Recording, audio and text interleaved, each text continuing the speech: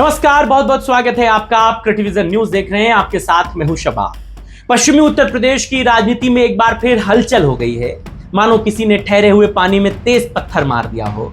लहरें केंद्र से शुरू होकर किनारे तक आ रही हैं। यही पश्चिमी यूपी, जहां कभी जाट मुस्लिम एकता की राजनीति करने वाले नेताओं के सामने आज अपनी सियासी जमीन बचाने की चुनौती खड़ी दिख रही है। सवाल उठ रहा है कि क्या सत्ता की राजनीति में कुछ नेताओं ने अपने ही सामाजिक अधिकार को खो दिया, और क्या सत्ता की साझेदारी के बदले अपने राजनीतिक विरासत के दांव पर अब चीजें हाशिए पर चली गई हैं। दरअसल देवरिया में एक जनसभा हो रही थी, जहां पर राष्ट्रीय लोक दल के अध्यक्ष केंद्रीय मंत्री जयंत चौधरी मंच पर बोल रहे थे, दहाड़ रहे। वो समाजवादी पार्टी के पीडीएफ फॉर्मूले पर निशाना साध रहे थे। सपा की राजनीतिक समाजवाद से भटककर जातिवाद तक सिमट गई है, ऐसी बातें कह रहे थे। वो किसानों को चेतावनी दे रहे थे कि अगर किसान जातियों में बंट गए तो उनकी आवाज कमजोर हो जाएगी, उन्हें कोई पूछने वाला नहीं रह जाएगा। लेकिन चौधरी साहब का यह बयान राजनीति में उल्टा उन्हीं से सवाल कर रहा है कि आखिरकार किसानों को जातियों में बांट कौन रहा है, और क्यों चौधरी साहब इस बात से परेशान हैं कि किसान जातियों में बंट जाएंगे। क्यों उनको ये चिंता सताने लगी है। राजनीतिक हलकों में ये चर्चा तेज है कि पश्चिमी उत्तर प्रदेश में तेजी से बदल रहे सियासी समीकरणों ने जयंत चौधरी की चिंताएं बढ़ा दी। नोएडा के दादरी में समाजवादी पार्टी के अध्यक्ष अखिलेश यादव की एक बड़ी जनसभा की तैयारी चल रही है। बताया यह जा रहा है कि वहां तकरीबन 1 लाख की तादाद में लोग इकट्ठा होंगे। गुर्जर समाज के लोगों को जुटाने की रणनीति बनाई जा रही है। सपा नेता राजकुमार भाटी लगातार गांव-गांव जाकर गुर्जर नेताओं और समाज के प्रभावशाली लोगों को एकजुट करने की कोशिश कर रहे हैं। यानी जिस इलाके में कभी जाट राजनीति की पकड़ मजबूत मानी जाती थी, वहां अब नए सामाजिक समीकरण बनते दिख रहे हैं। यही वजह है दोस्तों कि जयंत चौधरी किसानों से बार बार यह अपील कर रहे हैं कि वो जाट और गुर्जर के नाम पर ना बटें, बल्कि खुद को सिर्फ किसान के तौर पर देखें।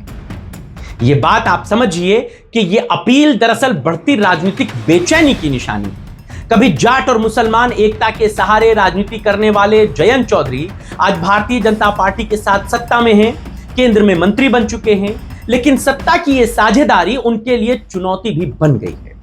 कई राजनीतिक जानकार ये कहते हैं कि बीजेपी के साथ जाने के फैसले ने जयंत चौधरी की पारंपरिक राजनीति को गहरी चोट पहुंचाई।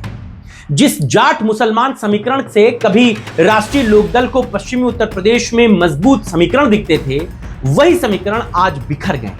किसान आंदोलन के दौरान जब केंद्र सरकार ने 3 कृषि कानून लाए, उस समय किसान समुदाय सड़कों पर था। उस दौर में जाट किसान बड़ी संख्या में आंदोलनों में शामिल था, लेकिन चौधरी साहब ने उस मुद्दे पर कोई आक्रामक राजनीतिक भूमिका नहीं दिखाई। बीजेपी से कोई सवाल नहीं किया।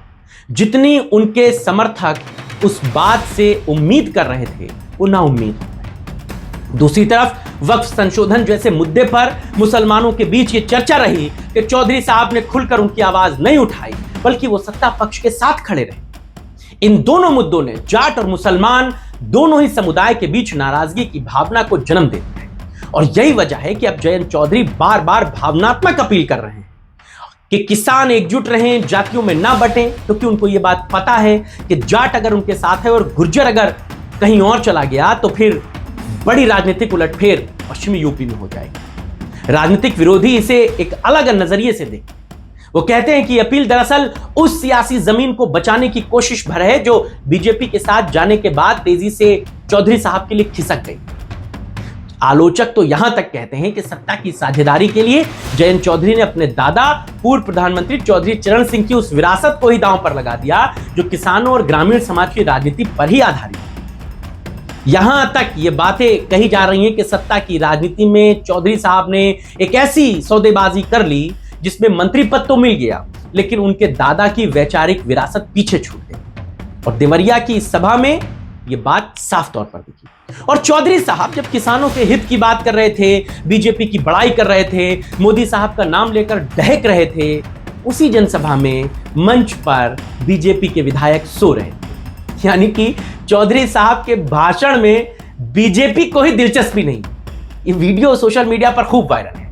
राजनीतिक विरोधी इसे ये कहते हैं कि बीजेपी के भीतर चौधरी साहब की राजनीतिक हैसियत क्या है कि जब चौधरी साहब बोल रहे हैं, बीजेपी के ही नेता उनकी बात का लोड नहीं ले रहे हैं, सुन नहीं ले रहे हैं, बात इतनी बोरिंग है कि वो सो जा रहे हैं। यानी कि चौधरी साहब सत्ता में केंद्रीय मंत्री हैं, एनडीए के साथ खड़े हैं, लेकिन दूसरा पहलू यह भी है कि लोग उनके भाषणों में सो जा रहे हैं, उन्हीं के नेता सो जा रहे हैं। ये बात समझिए कि चौधरी साहब ने पारंपरिक सामाजिक ताकत जो जाट और मुसलमान थी, उन दोनों ही तबकों के बीच असंतोष पैदा कर दिया। ऐसे में 2027 के विधानसभा चुनाव से पहले पश्चिमी उत्तर प्रदेश में एक बार फिर ये लड़ाई बड़ी दिलचस्प मोड़ लेती दिख रही है। और ये बात आप समझ जाइए कि क्या जयंत चौधरी अपनी सियासी जमीन को दोबारा मजबूत कर पाएंगे, या फिर सत्ता की राजनीति में लिया गया उनका यह फैसला आने वाले चुनाव में उनके लिए बड़ी मुसीबत बन जाएगा। और अखिलेश यादव की 29 मार्च को होने वाली दादरी की रैली चौधरी साहब की कैसे नींदें उड़ा रही हैं, ये धीरे धीरे समय के साथ आपको पता चलेगा। अभी की चर्चा में विराम लेता हूं। आपको ये चर्चा, ये खबर कैसी लगी हमें जरूर बताइएगा। आपके राय और विचारों का इंतजार रहेगा। फिलहाल नमस्कार।